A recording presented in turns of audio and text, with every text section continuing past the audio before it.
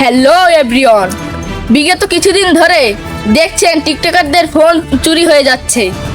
এই চোর কেউ বলে ভূত, কেউ বলে আবার সত্যি ওই জেল থেকে পালিয়ে আসা সেই বড় আসামি। এবার আমরা জেনে নেব ইন্সপেক্টর বরবাতের কাছ থেকে সে কি সত্যিই পারবে চোরটাকে ধরতে না পারবে না। আমরা সরাসরি লাইভে তার কাছ থেকে জিজ্ঞেস করে নেব সে আসলেই পারবে চোরটাকে ধরতে না আমরা অন্য পদক্ষেপ নেব। আমরা এখন তার কাণ্ড দেখব সে কি করছে চোরকে ধরার জন্য। আপনারা আমাদের পাশে থাকুন। 48 ঘন্টার টিভি ঝড়বাটি। সবাইকে ধন্যবাদ।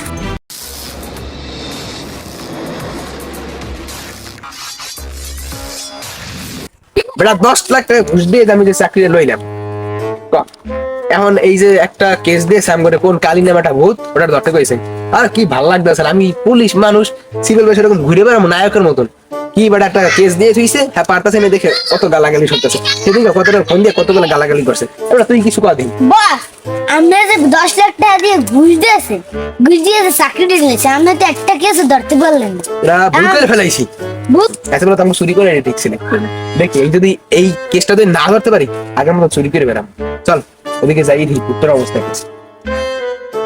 আমার নাম কালী, প্রতিটা টিকটকার নারীদের দি গালি, প্রতিটা টিকটকারদের মোবাইল করে ফেলবো খালি, যে আমার ধরতে আসবে তার নারীরেও গালি। ওইয়া ইন্সপেক্টর বরবাদ নাকি আমাকে ধরতে আসছে, আপনার সাথে যেন আমার দেখা হয়।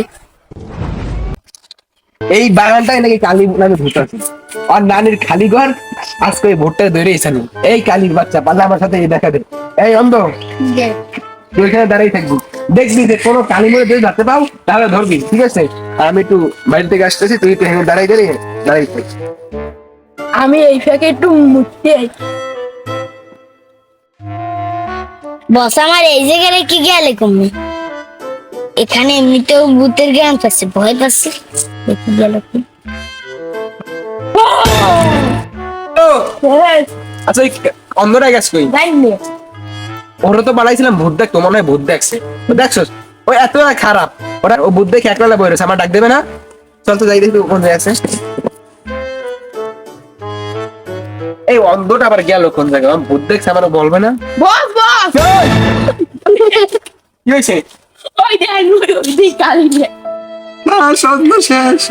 দেখ সমস্যা নেই, আমার এখন প্রতি মাসের 1000 টাকা বাইচে গেছে। চল চল, এই অন্ধটা আমার অন্ধ শেষ। ওই ভূতের খবর আছে, ওই ভূতের নানির খালি ঘর, ওই কালিরে পাইল পুরো রিভলভার খালি করে তোমার পিছনে। ওই ভূতের নানির খালি ঘর, ওই কালিরে আমি পাইলর খবর আছে। ইয়াস